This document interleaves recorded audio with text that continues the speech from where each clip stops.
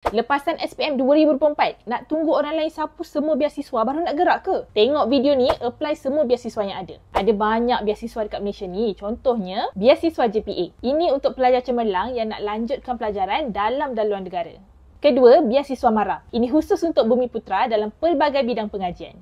Ketiga, beasiswa Bank Negara Malaysia BNM. Ini beasiswa bagi mereka yang berminat dalam bidang kewangan dan ekonomi. Keempat, beasiswa Yayasan Hazanah. Yayasan ni tawarkan peluang pengajian di universiti terkemuka dunia. Kelima, beasiswa Shell Malaysia untuk pelajar dalam bidang kejuruteraan, sains dan komersial. Kalau nak sebut satu-satu, memang tak cukup satu video. Nak senang, pergi je ke eCentral.my, search beasiswa, lepas tu tekan artikel yang ni.